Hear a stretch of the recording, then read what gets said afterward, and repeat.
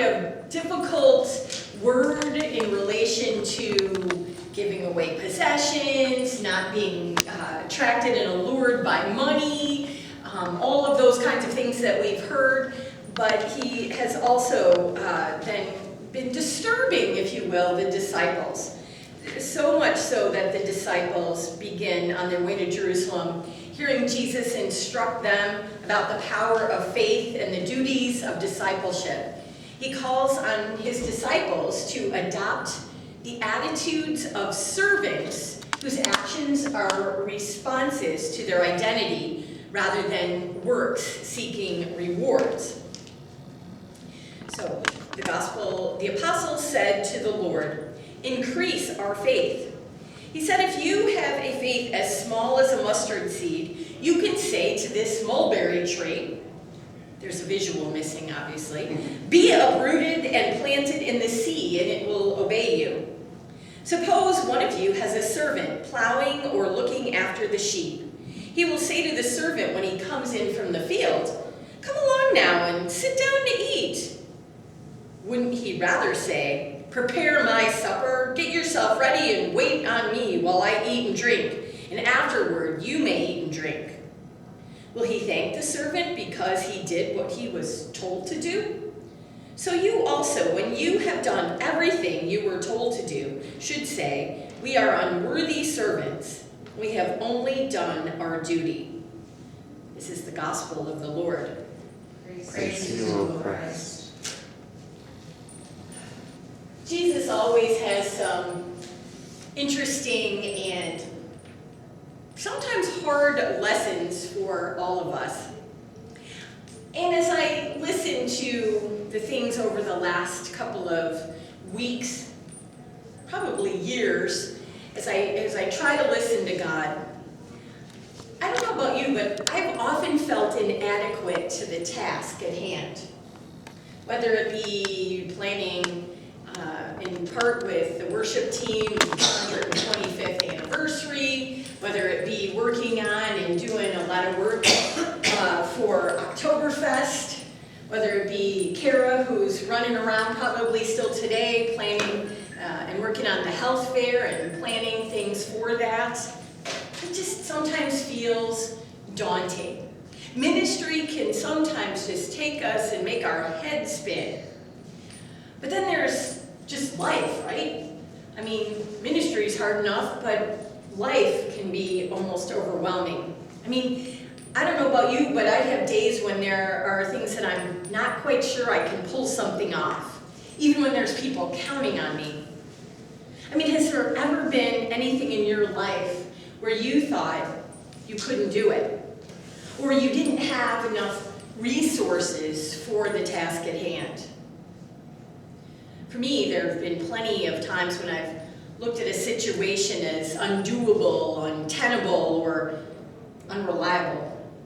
I didn't feel as though I've had enough energy, enough money, enough time, enough resources of whatever to undertake the thing at hand, including faith. So I guess I'm wondering if any of you have had similar experiences. Because I know life can certainly be hard, and sometimes it makes us fearful, and we don't quite feel like we can do whatever it takes. Especially when we look at the world today, right? Shootings, mass murders, injustice everywhere, you name it. Lately, it just kind of feels extra heavy, weighed down, unjust and violent things going on. Makes me feel like I can't make one whit of difference. How long must we cry out for God to stop the violence? Help us stop our fretting and confusion. So I don't know if you're anything like the disciples or me, you might have assumed a scarcity mode and even called out with the blunt, insistent language that the disciples use today in the gospel. Increase our faith! I can't function on what I've got. You haven't provided me enough. Give me more.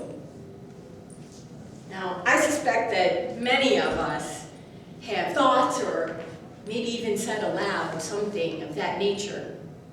Like we need more faith just to get through. Not just the day, but sometimes even this minute, right? Just enough, let alone to make a difference. So instead of Jesus then welcoming this seeming heartfelt, earnest ask of the disciples and grant it, he seems to issue kind of a rebuke. He says, if you had enough faith the size of a mustard seed, you could say, move that mulberry tree, and it would be uprooted and plant itself in the sea. It would do what you said. It's like he's implying that they don't actually have enough faith. Enough, even the size of a mustard seed, which if you'll find in your bulletin there anywhere, a period at the end of any sentence, that's the size of a mustard seed. But instead, he implies that there's not enough, even that size. I've kind of wrestled with this passage because Jesus seems sort of like he's annoyed, put off by their question. I thought that for years, but this cycle I began to wonder if that could be all. We don't really have a picture of Jesus as irked by such deep, heartfelt questions, especially not wanting more things, more power, but wanting more faith. So I wondered, what if he's saying something different? Maybe all these years I've missed it. What if faith isn't a quantifiable thing? Not a feeling or an idea or a capacity. What if faith isn't even a noun? Maybe I'm nuts or you'll deem me sort of less Lutheran, but I wonder if faith is actually engagement or alignment or action, works. Luther was pretty against that. But my favorite Lutheran theologian this week, Sharon Bleezer, she writes a lot about stewardship. She said, what if faith is a daily, hourly movement into the God-saturated, God-centered vocation we were created to fill? What if faith is something we do, not something we have? Now, have you ever been struck in the Gospels how many times Jesus praises the Samaritan folks or the non-regulars or the outsiders in faith? How he talks about how their faith has saved them. Your faith has made you well. Take up your mat, get and go. Your faith has made you well. Your faith has saved your daughter or your son. Whether it be the woman who anointed Jesus' feet, the blind man who was given his sight, the leper who was healed, the parents who came knowing that Jesus would heal their children. They were trusting and leaning on Jesus. They had a willingness, even in the difficult, painful, confusing, fretful, potentially risky circumstances, to lean on Jesus, to lean on his healing and his justice and his mercy. If you have the faith the size of a mustard seed, you could, Jesus said to his disciples, almost as if to say maybe, you do. Don't you understand? You have faith already. It's not about proportion. I can't give you a recipe for it. You're not balancing major science equations here. You have faith because you have me, he said. You've seen me and you know me. What else could you lack? Faith, then, as Jesus describes here today, is just us doing our job. Just doing our sense of duty, not for any sense of reward, simply because it needs doing. Faith, in other words, is doing what needs to be done that's right in front of us. And Jesus says the disciples have enough faith to already do that. And so can we. So can you. And so that's what I think maybe Jesus means by saying that if they had enough faith, even the size of a mustard seed, that they could uproot and move a mulberry tree. It doesn't take all that much faith to, be faithful. It's kind of like, do you ever pray for patience and learn the hard way that every time you pray for patience, God gives you something where you have to be patient about? It feels like faith might be... Evan Almighty? What's that? Morgan Freeman says that in the movie Evan Almighty. Okay. To the wife who says, well, you want patience, it gave you something to be patient about. Be patient about. And faith might be the same way, that if we pray for the increase of faith, maybe we'll just be presented with more to do, more people to help, more issues to see at hand, more ways to get involved. In other words, Jesus doesn't sidestep the disciples' request for faith. He sidesteps not out of callousness, but maybe out of wisdom and deep love. Because he knows the things that make for human growth. He recognizes that the muscular living of our hearts require in order to really thrive. He says, do faith, and your faith will increase. Do faith, and the astonishing fruits of faith will reward you. So I wonder if this gospel text today isn't an invitation for us to go forth and live in the light of what we see and know, of where we experience God and let that take root in our hearts and go out and live that love, that courage that God gives us, that power that we need, step by step to try. In other words, to do faith. Or as the Nike slogan says, just do it. To do the loving, the forgiving, the ordinary things, sometimes they're so ordinary that we just might ignore them and not consider it faith at all. But faith is simply recognizing our tiny place in relation to God's enormous and creative love, and then filling that place with our whole lives.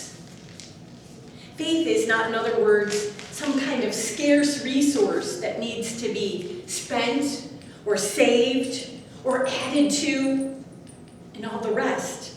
Faith isn't fireworks or meant to dazzle. Faith isn't always heroic. As a matter of fact, it usually isn't. But instead, it is simply and humbly doing what needs to be done, big or small, great or mundane, just because it needs to be doing. So consider showing up for work and doing a good job. Listen when someone needs talking to or being heard. Getting the kids off to school. Sitting with someone who looks like they could use a friend. Volunteering in the local food pantry. Cleaning the church bathrooms.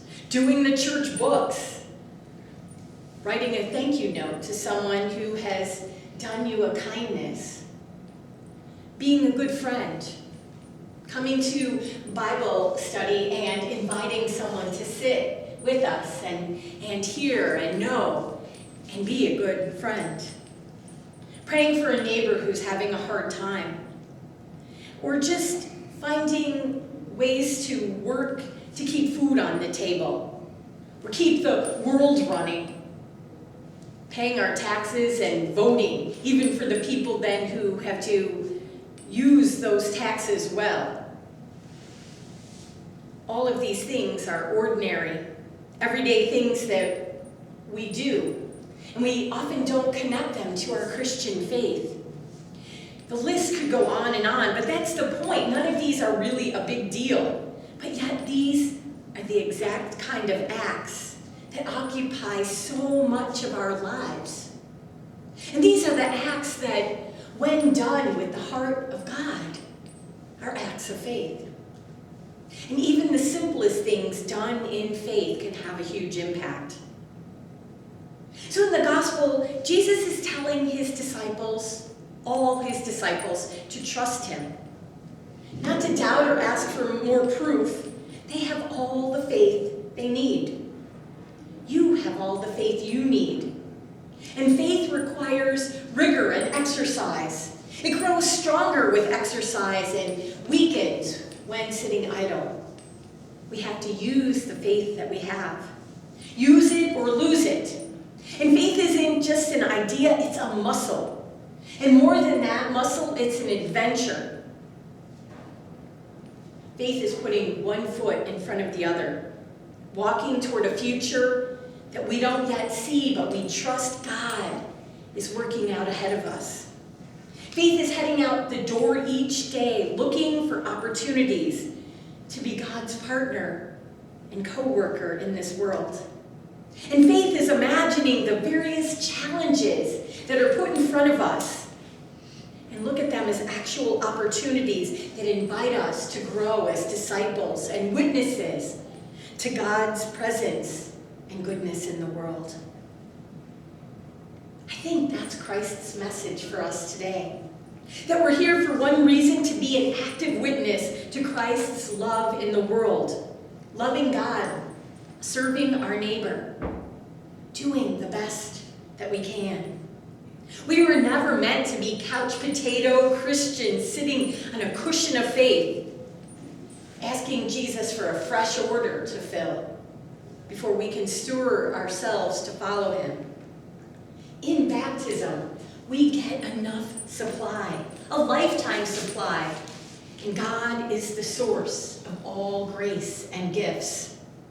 But it's up to us to keep that tank topped off. Faith evaporates when idle, and it multiplies when active. So join me, good people of God.